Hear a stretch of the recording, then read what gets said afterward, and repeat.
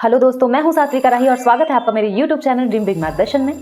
दोस्तों, हम सब जानते हैं कि इंडियाज गॉट लेटेंट जैसे वल्गर शो को लास्ट एपिसोड में तब्दील कर देने वाले रणवीर इलाहाबादिया ने माँ बाप के रिश्ते तक को कलंकित कर दिया था और ये बात सुप्रीम कोर्ट तक पहुंच गई थी और रणवीर का पासपोर्ट तक जब्त कर लिया गया। जब तक ये एफआईआर जारी रहेगा तब तक पासपोर्ट भी जब्त रहेगा।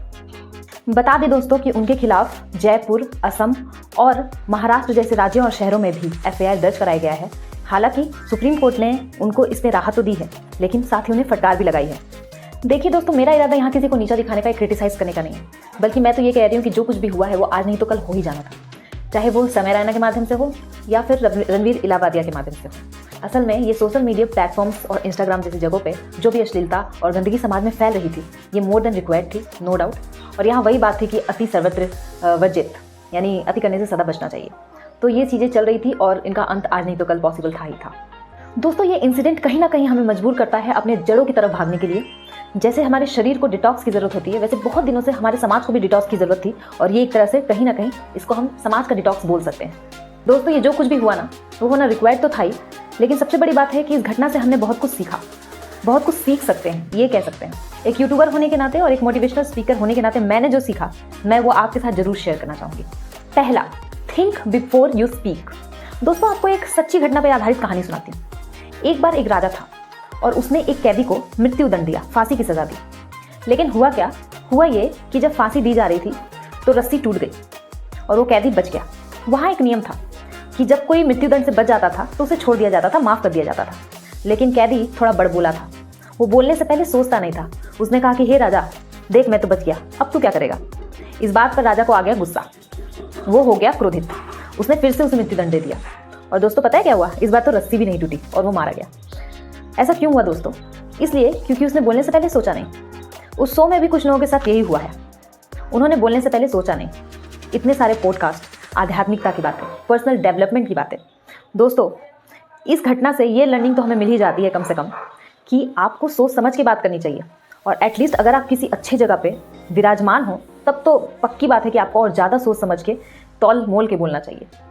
दूसरा, कंपनी एंड एनवायरनमेंट मैटर, यानी इंसान की कंपनी की वो किसके साथ रहता है और एनवायरनमेंट यानी माहौल, किस माहौल में रहता है, वो मैटर करता है। दोस्तों, रणवीर इलाहाबादिया वही बंदा है जो सेलिब्रिटीज से ये कहते हुए नजर आते हैं कि आप कभी मेरे स्टूडियो पे आओ सर, आप कभी मेरे स्टूडियो पे आओ मैडम। वहाँ का माहौल ही कुछ अलग है, वहाँ का एनवायरनमेंट ही कुछ अलग है।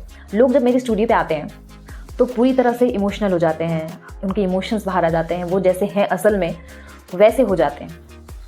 मतलब ये कि माहौल का महत्व रणवीर समझते तो हैं, लेकिन जब वो माहौल का महत्व भूलकर ऐसे लोगों की कंपनी में जाते हैं जो ओछे किस्म के हैं, तो कहीं ना कहीं वो उन्हीं के जैसा बिहेव करने लगते हैं।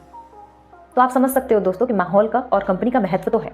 दोस्तों, दानवीर कर्ण भी जब दुर्योधन की संगत में रहते हैं तो ना सिर्फ द्रौपदी को वैश्या तक कह देते हैं, बल्कि अधर्म की लड़ाई भी लड़ते हैं। तो दोस्तों, हम जितना जानते और समझते हैं ना, इन्वायरमेंट और संगत उससे कहीं ज़्यादा मैटर करता है। तीसरा, हिटिंग द जैकपॉट। दोस्तों, आपने लॉटरी का नाम सुना होगा, जिसमें इंसान 2 मिनट में करोड़पति और 5 सेकंड में करोड़पति बन जाता है। दोस्तों, गलती इन लोगों की भी नहीं है, गलती कहीं ना कहीं हमारी भी है। क्योंकि आपको क्या लगता है कि समय रैना जैसे लोगों ने पहले साधारण कॉमेडी करके हंसाने की कोशिश नहीं की होगी? अगर आप समय रैना के यूट्यूब चैनल को देखेंगे तो आप पाएंगे कि पहले वो चेस खेलते थे, ब्लॉग्स बनाते थे और कॉमेडी भी करते थे। लेकिन वो फेमस कब हुए? वो फेमस तब हुए जब उन्होंने कुशा कपिला के बारे में वाहियात बातें की और कुशा कपिला ने उनको ब्लॉक तक कर दिया। लेकिन प्रॉब्लम ये है कि कुशा कपिला ने कई अपने इंटरव्यूज़ में ये जिक्र भी किया है कि कैसे समय रैना के उन जोक्स ने उनके लाइफ को अफेक्ट किया, उन्हें अफेक्ट किया है। तो दोस्तों, आजकल जो ये युवा सो कॉल्ड सक्सेस के पीछे भाग रहे हैं, ये सोच रहे हैं कि सक्सेस जल्दी से जल्दी मिल जाए, चाहे उसके लिए कुछ भी करना पड़े, वो जो मार्ग भटक गए हैं, वो जो पथ भ्रष्ट हो गए हैं, इसके क्या कारण हो सकते हैं? इनके कारण क्या है ये मैं आपको बताऊंगी।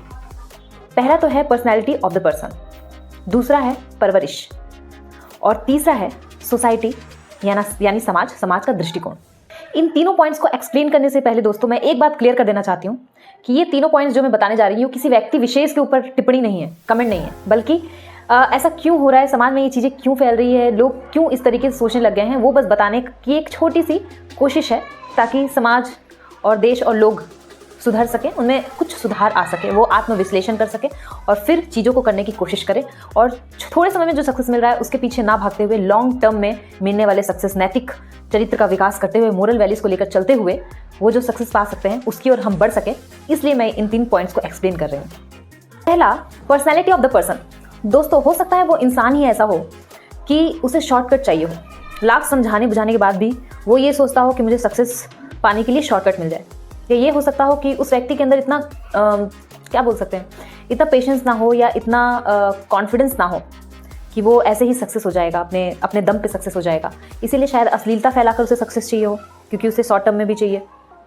दोस्तों, ये उन लोगों के ऊपर सबसे बड़ा तमाचा है, उन लोगों के मुंह पे सबसे बड़ा तमाचा है जो उन लड़कियों पे तो कमेंट करते हैं जो अपने बॉडी को फ्लेक्स करके पैसे कमाना चाहती हैं या फॉलोअर्स कमाना चाहती हैं, लेकिन उन लोगों को ये कुछ नहीं बोल रहे जो भारतीय संस्कृति को कहीं ना कहीं शर्मसार कर रहे हैं। क्योंकि पेरेंट्स के ऊपर ऐसे कमेंट्स कर देना, ये भी हमारी भारतीय संस्कृति पे कहीं ना कहीं हमारी भारतीय संस्कृति पे वार है। सिर्फ उन लड़कियों को बोलना कि वो फ्लेक्स करी, वो तो गलत है ही। अपनी बॉडी फ्लेक्स करके पैसे कमाने की कोशिश करना या फॉलोअर्स कमाने की कोशिश करना गलत है, वो तो होना ही नहीं चाहिए। उस पर तो हम बात कर ही रहे हैं, समाज उस पर बात कर रहा है कि हाँ, ऐसी चीज़ों को बढ़ावा नहीं मिलना चाहिए, लेकिन समाज को उस पर भी बात करना चाहिए, लोगों को उस पर भी बात करना चाहिए कि ऐसे कॉमेडी को भी बढ़ावा नहीं मिलना चाहिए, क्योंकि भारतीय संस्कृति को तो दोनों ही केसेस में झटका लगता है। और दोस्तों, सबसे बड़ा सवाल ये है कि ऐसी ओछी हरकतें करने वाले लोग आखिर स्टार कैसे बन जाते हैं। मुझे तो लगता है दोस्तों, इसके पीछे हम सभी जिम्मेदार हैं, हम ही ऐसे लोगों को स्टार बना रहे हैं। आप सबको क्या लगता है दोस्तों कि इन ऐसे लोगों के स्टार बनने के पीछे कौन जिम्मेदार है? आपको जो लगता है प्लीज़ आप कमेंट करके ज़रूर बताइए, हमारे साथ ज़रूर शेयर कीजिए। दूसरा है दोस्तों परवरिश। दोस्तों, थोड़ा बुरा बोलने जा रही हूँ, कठोर बोलने जा रही हूँ, अगर किसी को बुरा लगे तो क्षमा प्रार्थी हूँ। लेकिन दोस्तों, हमारे घरों में क्या चलता है कि पैसा ही सब कुछ है। हमें ये समझा दिया जाता है कि पैसा ही सब कुछ है। घरों में ये मुहावरा चलता है कि कौन कहे राजा जी नंगे हैं। तो जब दोस्तों हमने खुद ही हम अपने घर में ऐसा माहौल बना रखा है कि हम कहेंगे कि पैसा ही सब कुछ है, तो जाहिर है कि जो कोमल दिमाग के लोग होंगे वो ये सोचेंगे कि जब पैसा ही सब कुछ है तो पैसे कमाने के लिए, पैसे बनाने के लिए कुछ भी करेंगे। कभी अश्लीलता की हदें पार करेंगे, कभी डांस के नाम पे नग्नता फैलाएंगे। तो हम तो खुद ये बता रहे हैं कि पैसा ही सब कुछ है, उसके लिए कुछ भी अलूल जलूल काम करते जाओ, कुछ नहीं होने वाला। दोस्तों, हम फिर से धीरे धीरे मेडियोकर माइंडसेट की तरफ बढ़े हैं। आखिर वो सोच कहाँ गई कि बड़ा सोचो, बड़े काम करो? वो सोच आखिर कहाँ गई? तो मेरा सभी रेस्पेक्टेड पेरेंट्स से ये सविनय निवेदन है कि हे रेस्पेक्टेड पेरेंट्स, आप अपने बच्चों को केवल धन देवता के महत्व को ही ना समझाएं, बल्कि नीति शास्त्र के महत्व को समझाने का भी कष्ट करें। नहीं तो कोई ना कोई समय रहना फिर से पैदा होगा और फिर से हमारी सभ्यता और संस्कृति को उस ओर ले जाएगा जिस ओर नहीं ले जाने चाहिए, और नग्नता और अश्लीलता की हदें पार करेगा।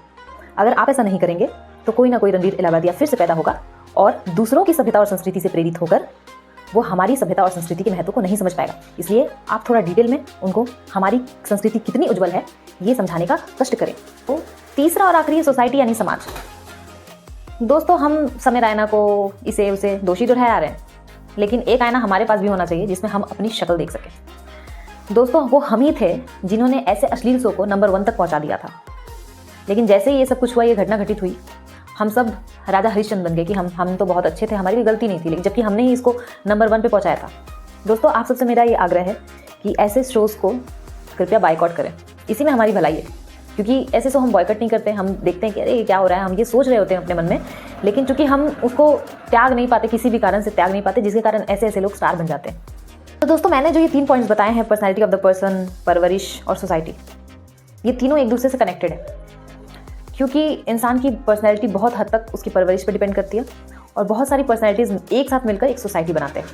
दोस्तों, शिव खेड़ा की एक किताब है यू कैन विन, जो कि हिंदी में भी उपलब्ध है, जीत आपके नाम से।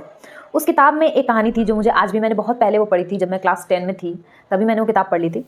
तो वो कहानी मुझे बहुत ही इंस्पायर करती थी। वो कहानी कुछ ऐसी थी कि एक चोर था जो बहुत बड़ी चोरी करता है। तो उसे जज के सामने पेश किया जाता है कोर्ट में।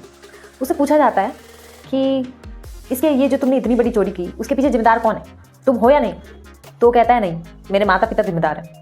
तो वो पूछते ये कैसे, तुम्हारे माता पिता जिम्मेदार कैसे हैं? तो कहता है कि बचपन में जब स्कूल से पेंसिल चुरा के लाता था, शार्पनर चुरा के लाता था, तब मेरे माता पिता मुझे कुछ नहीं बोलते थे, मना भी नहीं करते थे। ये मेरी धीरे धीरे आदत बन गई, हैबिट बन गई और आज मैंने इतनी बड़ी चोरी कर ली। तो दोस्तों ये बात सच है कि माता पिता जिम्मेदार हो सकते हैं, लेकिन किसी भी कारण से अगर वो फेल हुए हैं, उन्हें नहीं समझ में आया है, किसी भी कारण से, हर माँ बाप अपने बच्चों के बारे में अच्छा ही सोचते हैं, फिर भी किसी भी कारण से वो ऐसा नहीं कर पाए, फेल हुए, कुछ भी हुआ, जो भी रीज़न हो, इंसान एक टाइम के बाद, जब एक एज के बाद वो अपनी जिम्मेदारी से नहीं बच सकता। इसलिए पूरा दोष आप अपने माता पिता को भी नहीं दे सकते, आप भी बहुत कुछ जिम्मेदार हो सकते हैं। तो दोस्तों अगर आप वो खुशनसीब इंसान हैं जिसको उनके माता पिता ने अच्छी शिक्षा दी है, तो आप भगवान का शुक्रिया अदा करें। जाते जाते ये बोलना चाहूँगी कि इस वीडियो का उद्देश्य किसी को नीचा दिखाना, अंडर एस्टिमेट करना, किसी व्यक्ति विशेष को टारगेट करना नहीं था। ये वीडियो सिर्फ इसलिए बनाया गया है, ये बताने के लिए कि हमें बोलने से पहले सोचना चाहिए और हमें अच्छी संगत में रहना चाहिए, अच्छे माहौल में रहना चाहिए, और दूसरों की निंदा करने से या झूठ मूठ कर जाके कमेंट करने से बेहतर है कि हम अपने ऊपर सुधार करें, अपने में काम करें, और अगर हम कुछ ऐसे वीडियोस देखते हैं जो सही नहीं है तो उसको बॉयकॉट कर दें, हटा दें। उसके बारे में ज़्यादा चर्चा विचर्चा करने का कोई लाभ नहीं बनता, क्योंकि ये सब कुछ इतना हो गया है तो इस बारे में बात करना बहुत ज़्यादा ज़रूरी हो गया था। तो दोस्तों अगर मेरी वीडियो आपको अच्छी लगी हो तो इसे लाइक कीजिए, मेरे चैनल को सब्सक्राइब कीजिए और अपने फ्रेंड्स, फैमिली और पड़ोसियों में मेरी ये वीडियो एकदम फैला दीजिए आपकी तरह। Thank you so much.